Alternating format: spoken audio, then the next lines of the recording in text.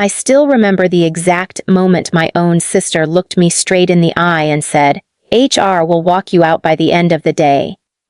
No warning, no discussion, no hesitation. Just like that, I was fired from the company I helped build, and that wasn't even the worst part. A week later, her husband stood in front of me at my own beach house, crossed his arms, and told me I had 30 minutes to pack my things and leave. So tell me honestly, before you judge me for what I eventually did, was I wrong for refusing to stay quiet after my own family betrayed me like that? Let me back up, because I know that sounds insane. If someone told me this story a few years ago, I would have said there's no way your own sister could do something that cruel. But here I am, still replaying it in my head, still wondering how blood can turn colder than strangers when money and power get involved. I'll start from the beginning, because none of this happened overnight, even though it felt like my entire life collapsed in the span of a few weeks. Growing up, it was always just me and my sister, Emma. She's 2 years younger than me, and our parents loved telling people how different we were. I was the responsible one, the planner, the kid who saved allowance money and asked questions about bills and mortgages at 16. Emma was charismatic, emotional, and honestly, kind of reckless. She was the kind of person everyone liked instantly, the life of every family gathering. The one teachers adored, even when she barely turned in homework. Our parents used to joke that I had the brains and she had the charm. At the time, it felt harmless. Looking back, I realized that dynamic shaped everything. After college, I went straight into the business world. I worked brutal hours at a mid-sized consulting firm, learned how companies actually functioned, how decisions were made, how power shifted behind closed doors. Emma, on the other hand, bounced around. She tried marketing, then event planning, then took a year off because she said she needed to find herself. Our parents worried about her constantly, and I was always the one reassuring them, saying she'd land on her feet. And when she finally did, it was through me. I had just left my consulting job to start my own company. It was terrifying, but I had a solid plan. The idea was simple but scalable, and I'd already lined up a few small clients willing to take a chance on me. I poured everything into it. Savings, time, sleep, relationships. For the first year, I barely existed outside of work. I ate takeout at my desk, slept on the office couch more times than I can count, and questioned my sanity daily. But slowly, it started working. About 6 months in, Emma came to me crying one night. She'd been laid off again, rent was overdue, and she felt like a failure. I remember sitting across from her at my tiny kitchen table, listening to her sob, and feeling that familiar big, sibling instinct kick in. I told her to come work with me. I didn't even hesitate. She didn't have the technical skills, but she was great with people, so I brought her on in a client-facing role. I paid her out of my own pocket when the company couldn't afford full salaries yet. I told myself we were a team. For a while, it actually worked beautifully. Clients loved her. She had a way of making people feel heard and important, and that helped us grow faster than I ever expected. Within 2 years, we'd gone from a scrappy startup to a legitimate company with multiple departments and a growing reputation. Investors started calling. And that's when things began to change. One of those investors pushed hard for a more balanced leadership structure. They wanted a CEO who could be the public face of the company and a COO who handled operations. I was already doing both, but they insisted that to scale properly, we needed separation. I didn't love the idea, but I was exhausted, and Emma kept telling me how amazing it would be, how we could do this together, how she'd always have my back. She suggested she step into the CEO role, emphasizing branding and relationships while I focused on strategy and execution as COO. She told me it was just a title, that nothing would really change. I agreed. And yes, I know how stupid that sounds now. At first, it really did feel like nothing changed. We still talked every day, still made big decisions together. But slowly, little things started shifting. Meetings I used to be invited to suddenly happened without me. Decisions were announced instead of discussed. When I brought it up, Emma would smile and say I was being paranoid, that she was just handling some things more efficiently. I wanted to believe her. She was my sister. Then she married Ryan. Ryan was charming, in the way that made my skin crawl. He was confident, smooth, and always seemed to know exactly what to say. He also had opinions about everything, especially the company. He'd never worked there a day in his life, but suddenly he had ideas about leadership, structure, and profitability. At first, Emma brushed it off, saying he was just curious. But before long, he was sitting in on meetings. Then he was advising her privately. Then his suggestions started becoming policy. Around the same time, the beach house became an issue. That house had been mine long before any of this. I bought it in my late 20s after a few lucky investments paid off. It was my escape, my reward to myself. Over the years, I let family use it whenever they wanted. Emma and Ryan spent their honeymoon there. They stayed there for weeks at a time, rent-free. I never complained. It was family. One afternoon, I got a call from Emma asking if we could talk. Her tone was stiff, professional, not sister to sister. When I walked into her office, HR was already there. That's when she said it. HR will walk you out by the end of the day. I honestly laughed at first, because I thought it was a joke. When I realized it wasn't, my chest tightened so hard I could barely breathe. She said there had been complaints about my management style, that the company needed to move in a different direction, that my position was being eliminated. Eliminated from the company I founded. I asked her if she was serious. She wouldn't meet my eyes. Ryan wasn't there, but I could feel him in the room anyway, like a ghost pulling strings. I tried to argue, to remind her of everything I'd done, but HR was already standing, already holding paperwork. It was over. I left that building in a daze, carrying a box of my things, watching employees I'd hired avoid my gaze. I didn't cry until I got to my car, and even then, it wasn't loud sobbing. It was that silent, hollow kind of crying where you feel like something inside you has cracked beyond repair. A week later, I drove to the beach house to clear my head. I needed space, quiet, something familiar. When I pulled into the driveway, Ryan's car was there. I figured they were just visiting, no big deal. But when I walked inside, Ryan was waiting for me, arms crossed, smile tight. He told me Emma had decided it was best if I took some time away from family properties. He said tensions were high, and my presence wasn't healthy. I laughed again, the same way I had in her office, because it sounded absurd. Then he told me I had 30 minutes to pack my things and leave. I looked past him and saw Emma standing in the kitchen, not saying a word.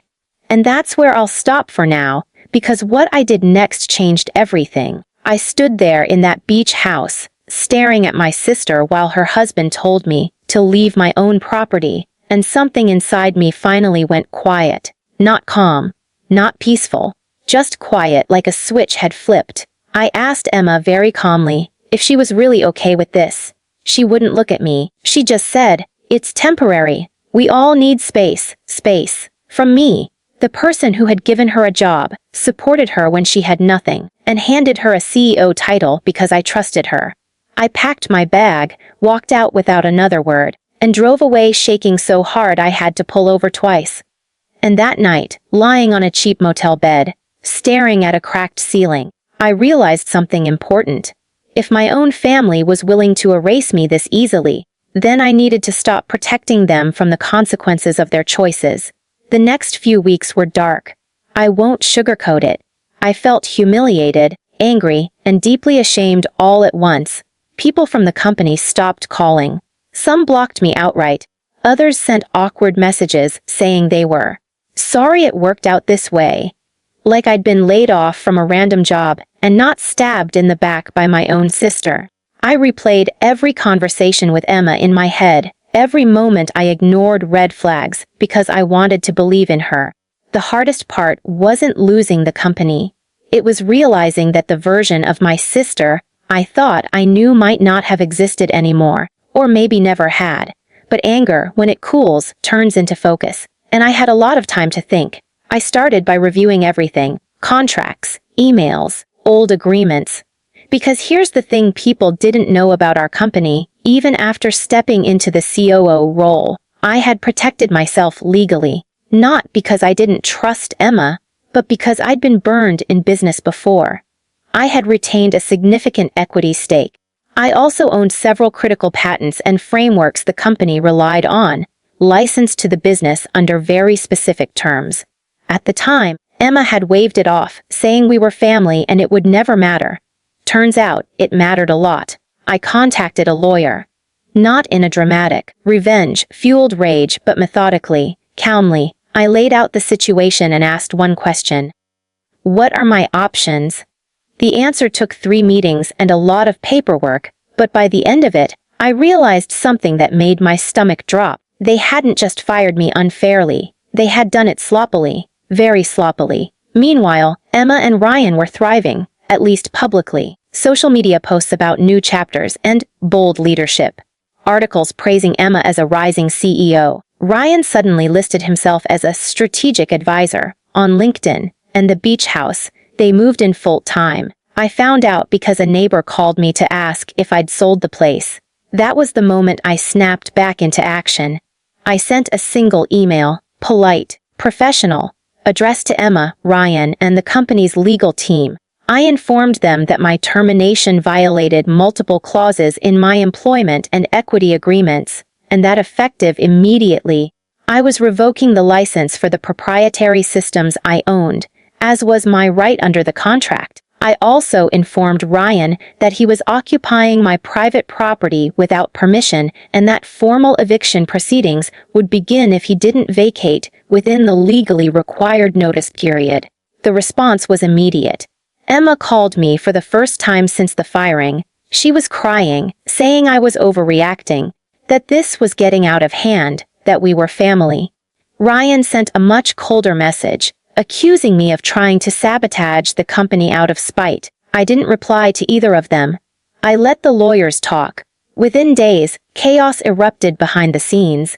The systems I'd built weren't just helpful, they were foundational. Without them, deadlines slipped. Clients noticed. Investors started asking questions.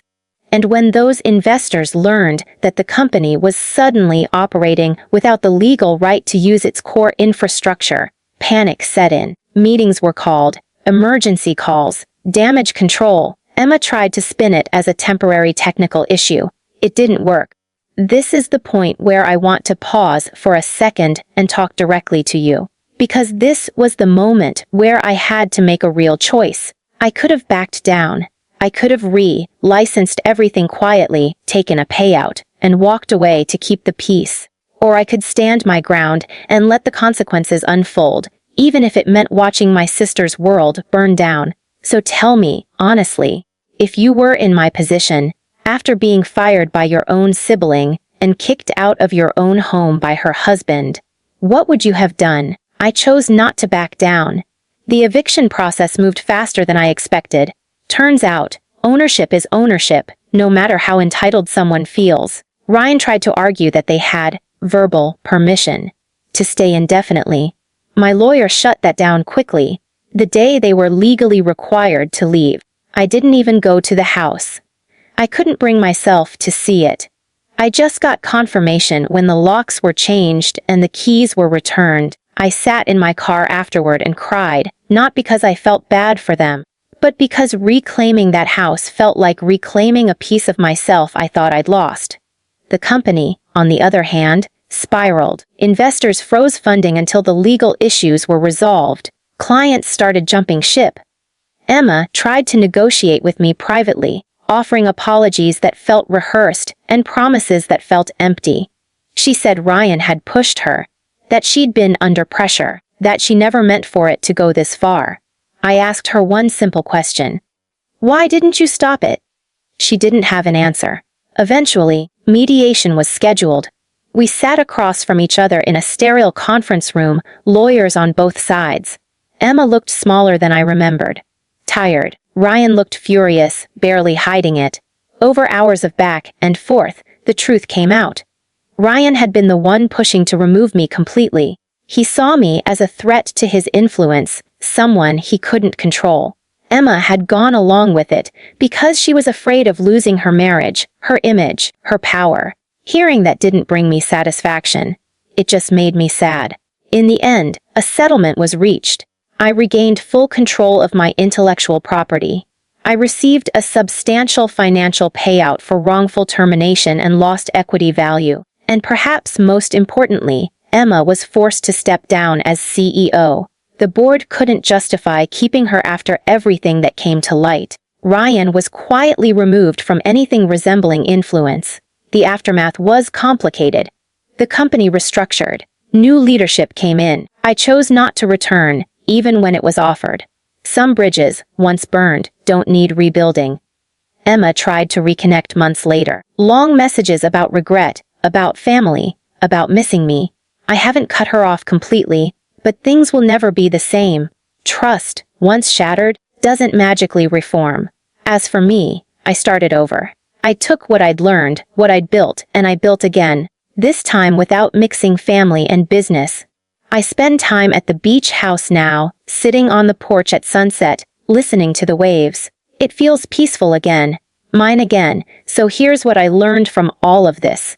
Being kind doesn't mean being weak. Helping family doesn't mean sacrificing your boundaries. And standing up for yourself doesn't make you the villain, even when the people accusing you share your last name. If you were on my side in this story, hit that like button. If you want to hear more real stories like this, subscribe to the channel. And, seriously, tell me your final thoughts on this whole mess in the comments, because I still think about it more than I'd like to admit. I'll see you all in the next story.